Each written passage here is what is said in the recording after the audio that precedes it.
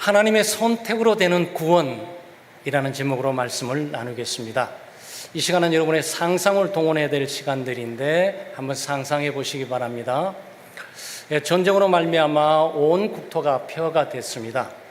부모들이 많이 죽어가고 과들이 많이 생겼습니다. 한 초라하고 비천한 고아원에서 부모를 잃어버린 수많은 아이들이 거기에 수용되면서 또 보호를 받고 있습니다. 어느 날 이 고아원에 굉장한 긴장이 흐르게 됩니다. 그래서 아이들은 깨끗이 정돈하고 깨끗한 옷을 입고 또 자기들이 있는 잠자리에서 쫙 일렬로 서 있습니다.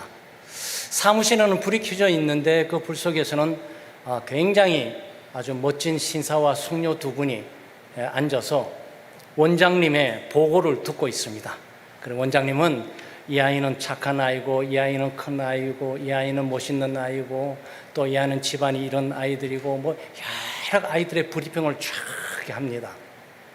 그리고 이거 다 끝났는지 원장님이 그 부모님을 모시고 아이들이 쫙 서 있는 곳으로 갑니다. 그리고 이 부모님들과 원장님이 아이들을 쭉 보면서 마지막 끝에 가니까 뭐 아이들마다 천태만별 아니겠어요? 네, 멋진 아이도 있고 잘생긴 아이도 있고 아주 건장한 아이도 있고 또 얼굴이 좀 이쁜 아이들도 있고 뭐 그러면서 쭉 왔는데 저 끝에서 비실비실하고 얼굴색도 병색이 돌고 눈동자에는 힘이 없고 그리고 서 있는데도 제대로 서 있지를 못하고 그리고 쓰러질 듯 하는데 이 멋진 두 신사 숙녀분이 그분을 그 아이를 딱 지적하는 거예요. 그 아이를 데리고 가장 멋진 차에 태워가지고 집으로 데리고 갑니다.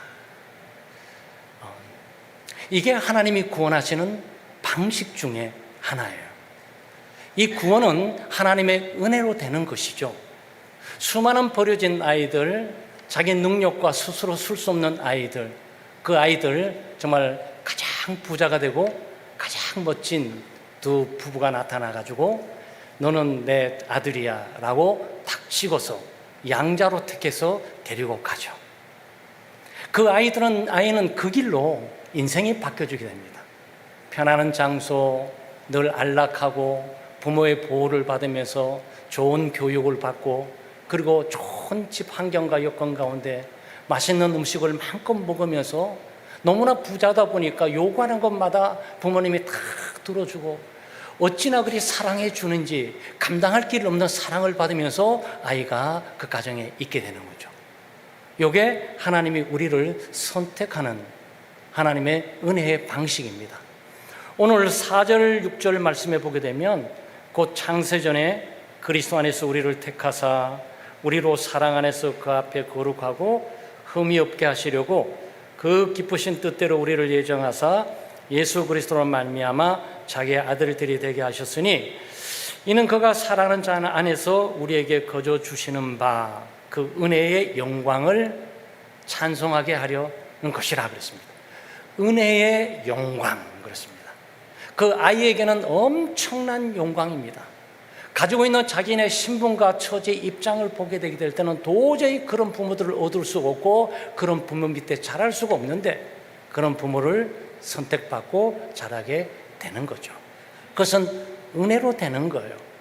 아마 선택을 딱 하게 될 때 깜짝 놀랐습니다. 원장님이. 왜냐하면 원장님 이 아이는 이쁘고 이 아이는 멋있고 성품이 좋고 이 아이는 착하고 이 아이는 건강하고 이 아이는 똑똑하고 이 아이를 자녀로 받아들인다면 이 아이가 가문을 빛내게 될 것이고 부모에게 잘 순종하면서 집안을 이어갈 사람에서 설명을 했는데 그 모든 아이들을 다 제쳐두고 저게 보잘것없고 초라하고 버려진 그 아이를 딱 선택을 해서 데리고 갔단 말이죠. 네, 이것을 우리는 은혜라고 부릅니다. 은혜란 받을 만한 자격이 없는 자에게 거저 주시는 하나님의 호의예요. 우리는 하나님의 선택과 하나님의 예정을 통해서 구원을 받습니다. 우리가 뭐 예수 믿기도 하고 또 기도하기도 하고 신앙생활 열심히 하기도 하고 예배를 드리기도 하고 모든 일련의 구원의 과정들을 우리가 겪어가고 있는 거죠. 그러나 이 모든 밑바탕에서 하나님이 우리를 선택하셨기 때문에 가능한 거죠. 그건 무조건적인 은혜고 무조건적인 선택이에요. 4절에 보게 되면 창세전에 그리스도 안에서 우리를 택하사라는 단어가 나와요. 그리고 5절에 보게 되면 그 기쁘신 뜻대로 우리를 예정하사 이렇게 나옵니다. 예정과 선택으로 우리가 구원을 받았다, 그런 내용입니다. 예정이 뭡니까? 예정은 미리 정해두는 거예요. 아이를 보기도 전에, 아이를 만나기도 전에, 아이와 인터뷰하기 전에, 그 아이를 알아보기도 전에 이미 선택을 하고 결정을 해놓은 겁니다. 이게 예정이에요. 그리고 여러분, 얼마나 놀라운 일입니까? 입사를 열심히 치우고 열심히 운동을 시험해서 딱 들어갔는데 딱 들어가 보니까 나는 안 되고 이미 다 결정해 뒀대. 뭐 이런 얘기를 가끔 듣습니다. 이미 결정해 둬버린 얘기인데 지금 하나의 과정만 거치고 있는 뿐이래. 이러면 사람은 힘 빠지게 되는 거죠. 그렇지만 미리 결정된 그 사람에게는 놀라운 일이에요. 선택이란 예정된 것들에 대한 일부예요. 그래서 아마 고아원에 있는 그 양부모님 같은 경우는 이미 서류를 다 들시면서 멋진 아이, 이쁜 아이, 좋은 아이, 선한 아이, 착한 아이 다 있지만 굉장히 불쌍하게 보이는 그 아이가 마음에 걸리는 거죠. 공률과 자비라는 것이 그런 뜻이에요. 그래서 이 아이가 실제로 어떤 아이인가라고 딱 가다 보니까 쫙 저 끝에 정말 보던 것보다도 또 형편없고, 보는 것보다도 또 모양이라든지 또는 성품이라든지 건강 상태가 너무 악화돼서 동정심이 확 생기는 거예요. 자비와 공유하심이 확 생겨요.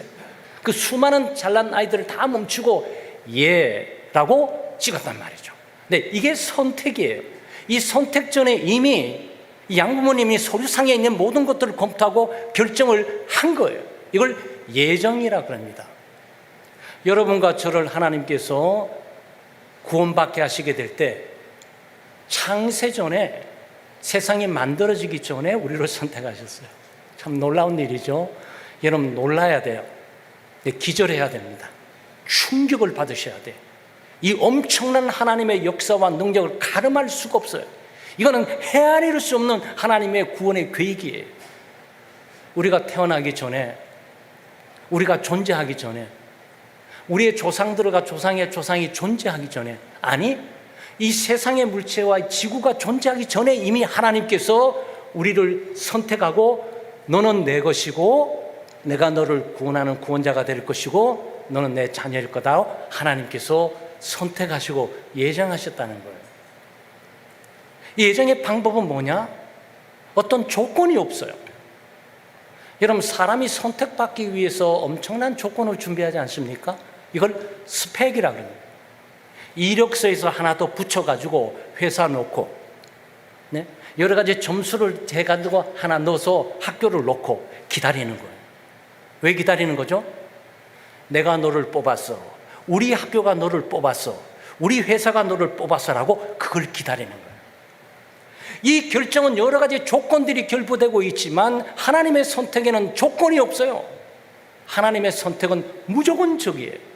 우리의 얼굴을 보지 않습니다. 우리의 외모를 보지 않습니다. 우리의 집안을 보지 않습니다. 우리의 지적 수준을 보지 않습니다. 우리가 얼마나 능력이 있고 얼마나 도덕성이 있고 얼마나 착한지 심성을 보지 않습니다. 아니, 심지어 예수를 믿고 난 이후에도 얼마나 예수를 잘 믿을 것인가 조차도 보지를 않아요. 무조건적인 선택을 통해서 하나님께서 우리를 구원하시는 거죠.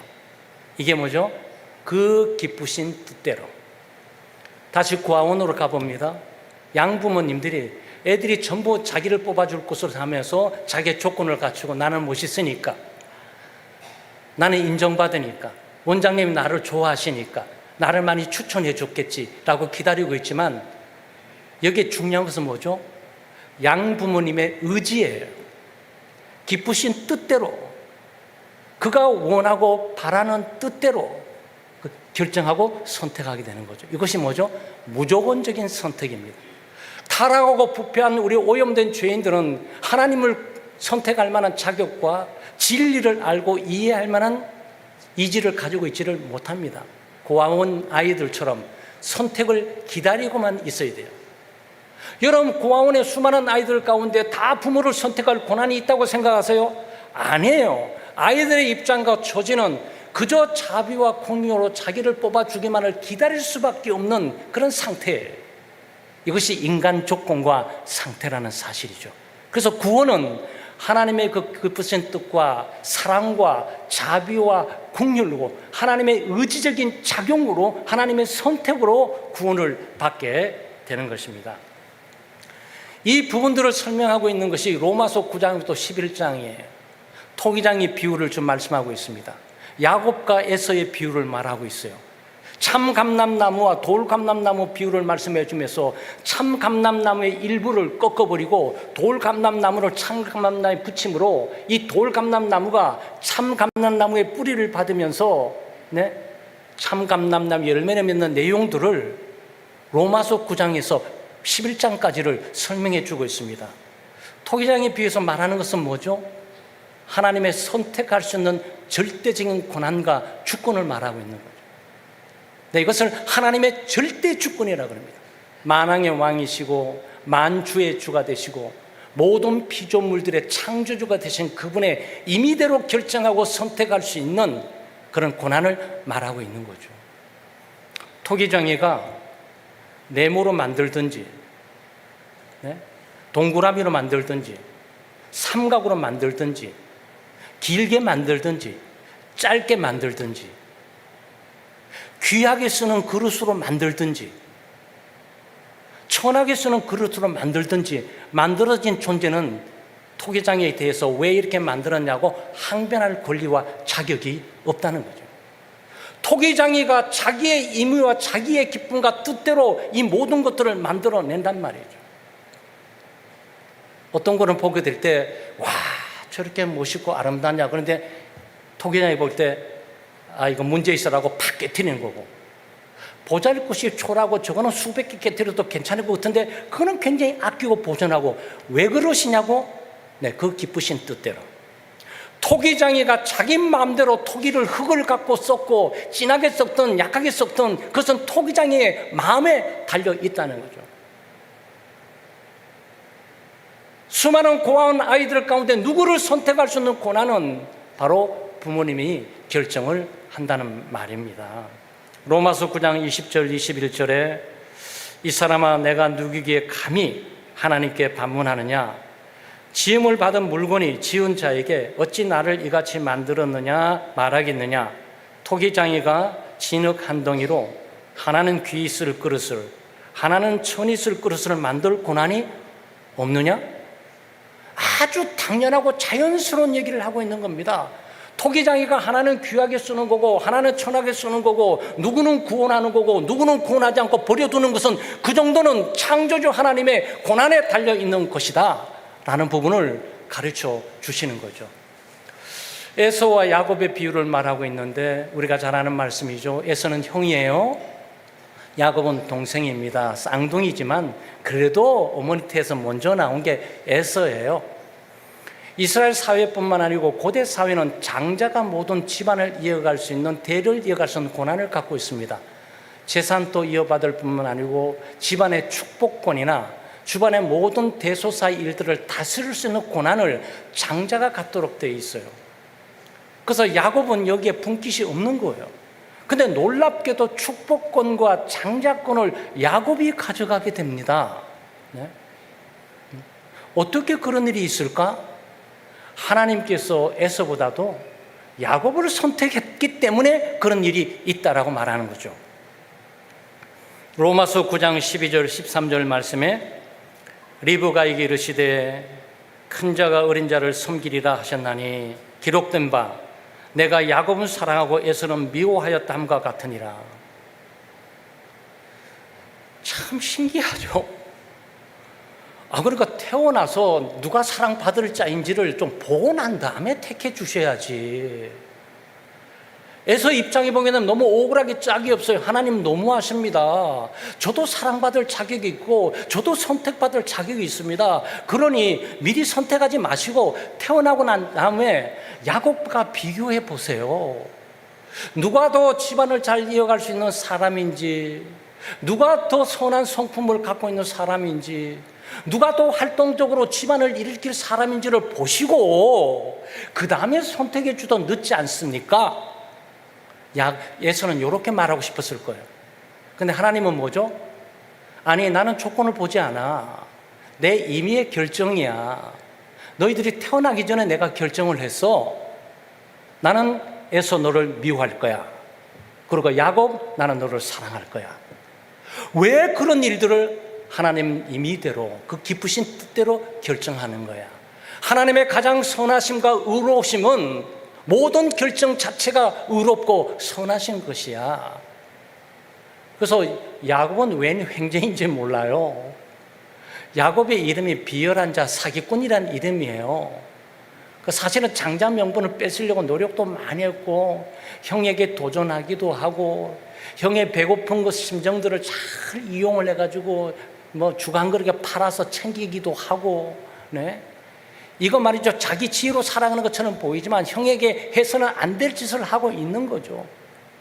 마지막 아버지에게 변장해서 형처럼, 에서처럼 이 집안의 장자권, 집안의 모든 통치권을 내가 가져갈 거야 라고서 아버지에게 에서처럼 털을 막 붙여가지고 리브가 엄마도 도와가지고 막 이렇게 간 거예요. 네. 그렇게 하지 않아도 될 건데 말이죠. 이거는 태어나기 전에 결정됐어요. 얼마나 선하냐 선하지 않냐 보지 않습니다. 얼마나 심성이 착하냐 착하지 않냐 보지 않아요. 얼마나 도덕적인 힘이 있냐 없냐 보지 않습니다. 얼마나 똑똑하고 IQ가 높아서 예수를 잘 믿을 것인가 보지 않아요. 예수를 믿고 난 다음에 얼마나 헌신하고 봉사할 것인지 보지 않아요. 그냥 무조건적으로 선택하신 거예요. 이게 그 유명한 하나님의 은혜예요. 무조건적인 하나님의 선택. 태어나기 전에, 창세 전에 하나님께서 여러분과 저의 집안이나 가문이나 실력이나 능력이나 지혜나 가진 것들을 전혀 보지 않고, 심지어 심성이 악하고 성격도 나쁜데 아무 관계없이 하나님이 선택을 하심으로 우리가 예수를 믿고 구원을 받게 된단 말이죠. 선택받은 우리가 어떻게 선택받은 것을 알 수 있습니까? 세상에 수억의 사람들이 있는데 이 사람들 가운데서 어떻게 하나님의 선택받았다는 사실을 알 수 있냐고요. 예수 믿는 것을 보게 될 때 우리가 알게 되는 거예요. 요한복음 6장 37절의 말씀에 아버지께서 내게 주시는 자는 다 내게로 올 것이요 내게 오는 자는 내가 결단코 내쫓지 아니하리라. 39절 말씀에 보게 되면 나를 보내신 이의 뜻은 내게 주신 자 중에 내가 하나도 잃어버리지 아니하고 마지막 날에 다시 살리는 이것이니라 그랬어요. 예수님께서 내가 전도했다라고 말하지 않아요. 예수님 내가 전도했다 말하지 않고 아버지께서 내게 주시는 자라 그랬어요. 아버지께서 내게 주시는 자가 누구인 거죠? 창세전에 구원하기로 예정하고 선택된 사람들이 있는데 이 사람들이 예수 그리스도에게로 오게 된다는 거예요. 다시 말씀드리면 하나님의 선택을 받은 사람은 반드시 예수 그리스도를 믿게 되는 거고 그리스도를 따르는 사람이 된다는 거예요. 예수 그리스도를 믿고 그리스도를 따르는 사람들은 예수님이 마지막 날에 재림하는 그날에 완전하게 다시 살리신다 그랬어요. 지금 살아야 미래에 살게 되는 거고 지금 구원받아야 미래에 구원받게 되는 거예요. 지금 그리스도께 와야 그리스도께 보존하고 재림이 오실 때 그리스도께서 완전히 구원해 주신다는 거예요. 근데 이 사람이 자기 마음대로 그리스도를 택하면서 자기 마음대로 예수를 믿고 자기 마음대로 교회를 나오는 것이 아니고 하나님의 선택되었던 사람이 하나님의 시간과 때에 예수를 믿고 오게 된다는 거예요. 그래서 우리가 예수 믿는 것을 보게 될 때 이 사람은 선택된 사람이다라고 아는 거예요. 제가 여러분을 보게 될 때 예수를 진심으로 믿기 때문에 저 사람들은 의심의 여지가 없이 창세전에 예정해 두었다가 창세전에 선택해 두었다가 하나님께서 그를 그리스도에게 부르셨구나. 그래서 하나님의 성도라 이렇게 부른단 말이죠. 요한복음 15장 16절 말씀에도 너희가 나를 택한 것이 아니고 직접적으로 말을 하는 거죠. 왜냐하면 예수님의 제자들이 자기가 예수님을 택하고 자기가 예수님을 붙들고 자기가 예수님을 따르고 이렇게 생각을 할 가능성이 굉장히 많아요. 그러니까 예수님이 아니, 너희가 나를 택한 것은 아니야. 너희가 기독교를 택한 게 아니지. 너희가 창대교회를 택한 게 아니야. 내가 너희를 택해서 창대교회로 보낸 거지. 지금 이 말씀을 하고 있는 거예요. 그럼 이 사람은 어떻게 되는 겁니까? 열매를 맺게 된다. 열매가 항상 있게 된다.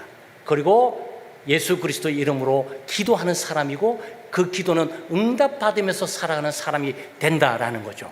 그러니까 선택받은 사람은 예수 그리스도에게 오는 사람이고 영적인 열매, 사랑과 희락과 화평과 온유, 오래 참음, 인내, 양성, 절제, 예수 그리스도를 닮아가는 사람이고 영적으로 성숙해 가는 사람이고 그리스도 이름으로 기도할 줄 아는 사람이고 기도의 응답을 받고 살아가는 사람이 하나님의 선택된 사람이만이 그렇게 할 수가 있다라고 말을 해주고 있는 거죠. 사도행전 13장 48절에 유대인들이 아니에요. 네, 이방인들이 듣고 기뻐하며 하나님의 말씀을 찬송하며 영생 주시기로 작정된 자는 다 믿더라. 여기에 말씀을 듣는 모든 사람이 다 믿었다는 말이 아니에요. 작정되었던 사람들이 있는데 예정되고 선택받았던 사람들이 있는데 그 사람들 중에 모두가 예수를 믿기로 결정이 됐다. 그런 뜻이에요. 여러분, 우리가 전도하기도 하고 설교하기도 하지 않습니까? 이 설교가 여러분 다 이해되고 들려지는 게 아니에요. 여러분이 선택된 사람이고 그리스도에 온 사람이라면 이 설교의 의미가 뭔지를 즉각적으로 이해하기 시작해요. 그런데 선택되지 못하고 그리스도에게 오지 못한 사람은 여기 앉아 들으셔도 죄송하지만 뭘 말하는지는 몰라요. TV에서 철학과 과학과 이 모든 것들을 다 이해가 되는데 교회만 오면 이 말씀이 들려지지가 않아요. 그건 할 수 없어요. 왜냐하면 양은 자기의 목자의 음성을 따라가도록 되어 있는 거니까. 영생 주식으로 작정된 자, 이게 뭐죠? 예정된 자, 선택된 자. 언제? 창세전에 영원한 생명으로 구원하기로 작정되고 여기에 예정되고 선택된 그 사람은 어떤 시점에 복음이 전해지게 될 때 그 말씀이 들려지게 되면서 예수를 믿는 삶으로 바꿔진다는 거예요. 여러분이 그래서 구원을 얻은 겁니다. 기독교 집안에서 태어났기 때문에 기독교인이 된 것이 아니에요. 우연히 좋은 친구를 만나가지고 좋은 남편, 좋은 아내를 만나가지고 전도를 받아가지고 오하신 것이 아니라고. 선택되고 예정됐기 때문에 여기 올 수가 있다는 말이죠.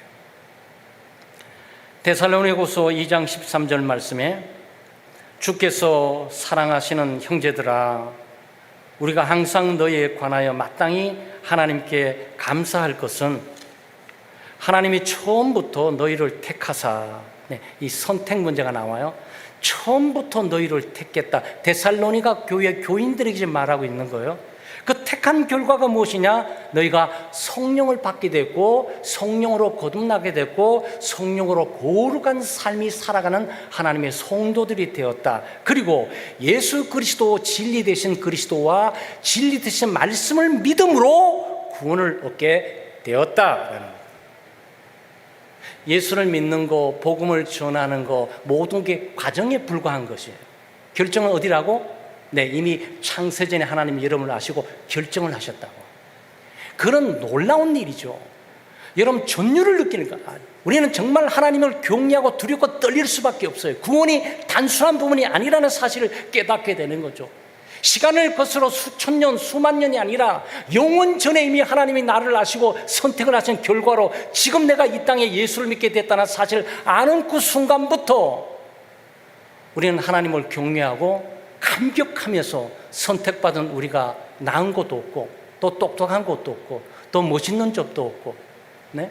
그러다 IQ도 높은 것도 아니고 돈도 많이 버는 것도 아니고 신분 지위가 높은 것도 아니고 신분 지위라든지 집안이라든지 똑똑한 걸 보게 될 때 그 사람의 조건들이 얼마나 많습니까? 하나님이 그 사람들을 택해야 되는데 아까 공항에 있는 양부모님처럼 그 멋지고 이쁘고 건강하고 눈이 초롱초롱한 아이들을 다 내버려두고 저쪽 가서 구석에 보잘것이없고 비실비실 거리서 설면서 서기도 어려운 그거를 사랑하고 자비와 긍휼을 베풀어서 너는 내 아들이라고 선택해 준 것은 놀라운 거란 말이에요.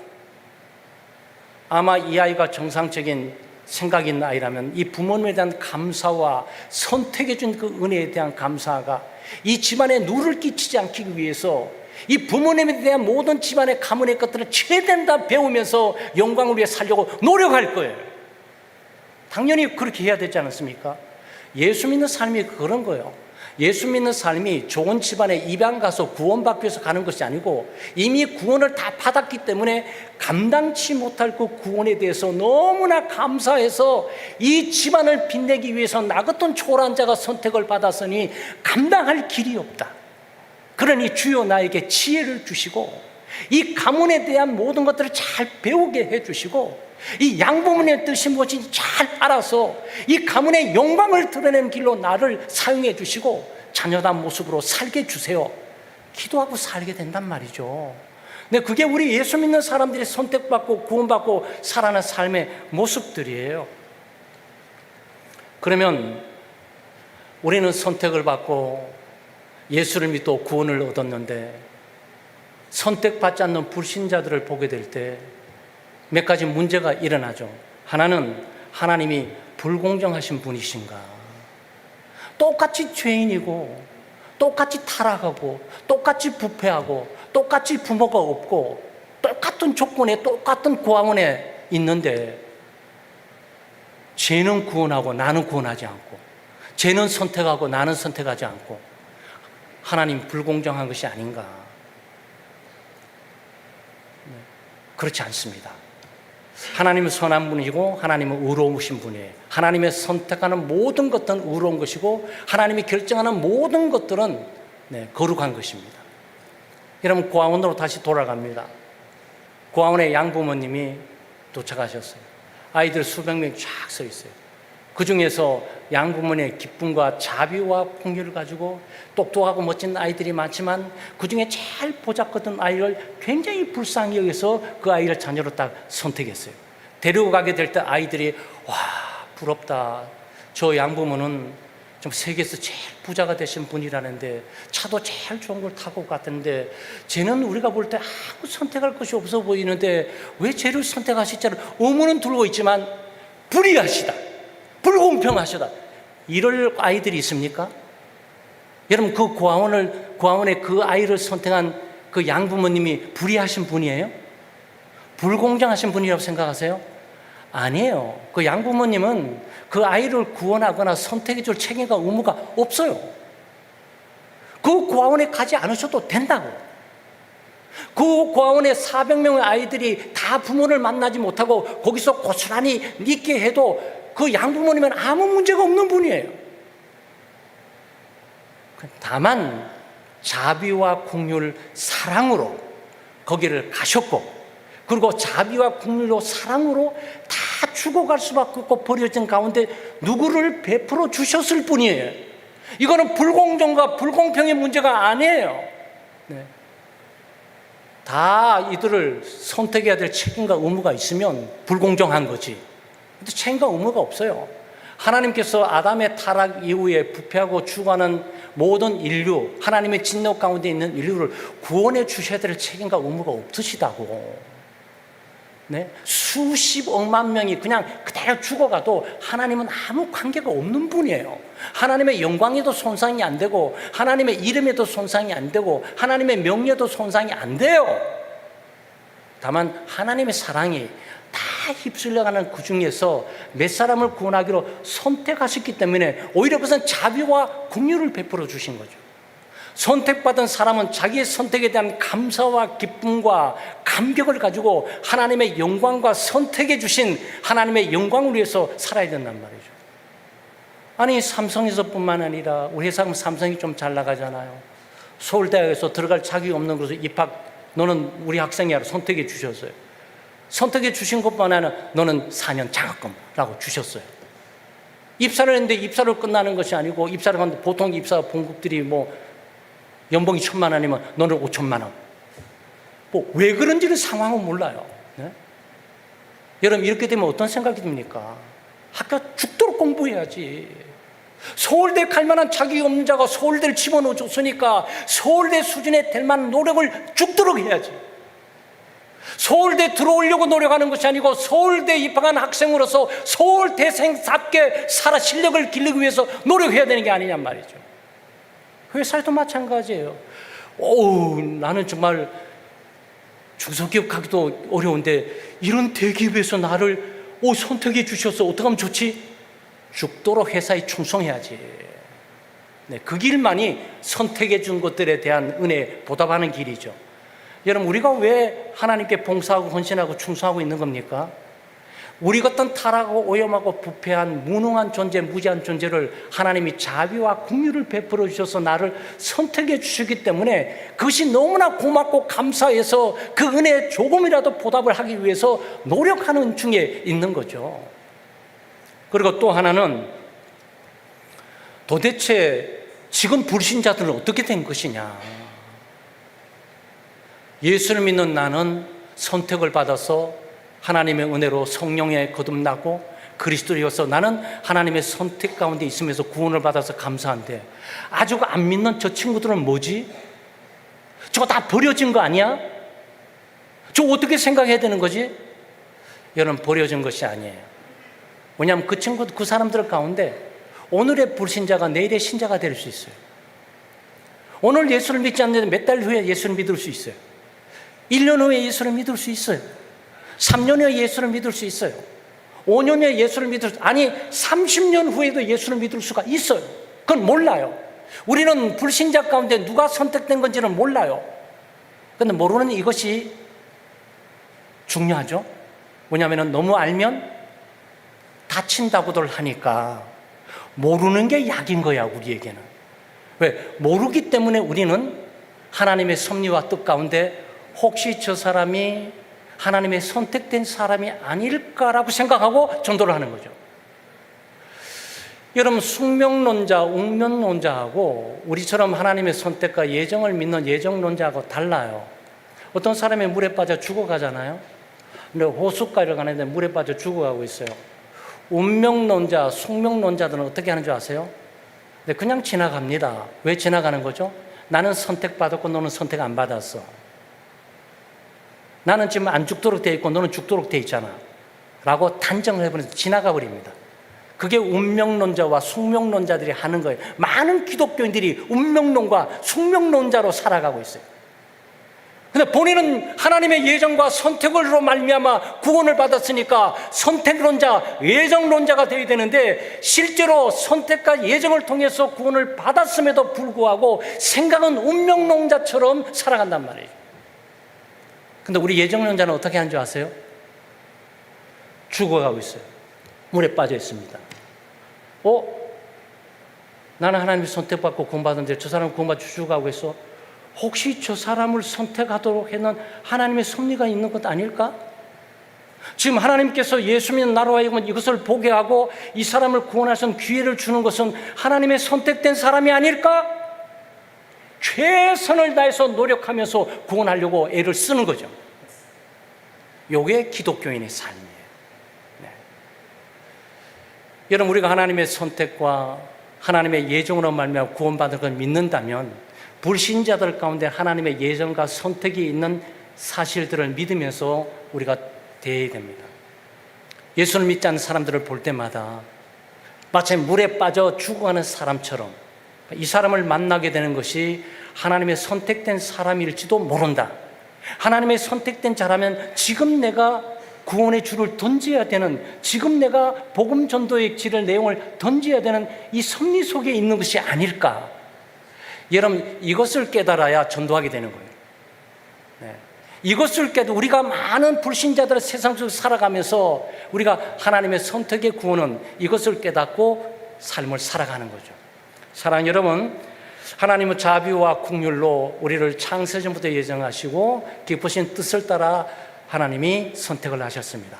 그 선택의 효과는 우리가 살아가면서 성령께서 우리 임하시고 우리를 거듭나게 하시고 우리에게 믿음을 주시고 예수에게로 인도하시고 예수를 믿게 하시고 예수를 따르게 하시고 또 예수 그리스도 자신의 진리 되신 뿐만 아니고 그리스도의 말씀인 진리인 성경 말씀을 믿고 우리가 구원을 받을 뿐만 아니고 구원을 향해 한 발 한 발 가게 됩니다. 우리는 선택받은 자라서 기쁨과 즐거움과 감격을 늘 하고 찬송과 영광을 하나님께 돌리며 살아야 됩니다. 뿐만 아니고 불신 많은 사람들을 보게 될 때 바로 하나님께서 나를 통해서 지금 저들의 선택을 확증시켜 주는 그런 과정과 도구로 쓰임받게 되는 것이 아닐까라고 생각하면서 전도하고 살아야 되는 거죠. 우리 창대교회 교우들은 이런 하나님의 주권과 섭리 가운데 하나님의 선한 도구가 되어서 자신의 구원의 기쁨과 즐거움뿐만 아니고 영혼을 주님께로 인도하는 선한 도구가 되시기를 주의 이름으로 축원합니다.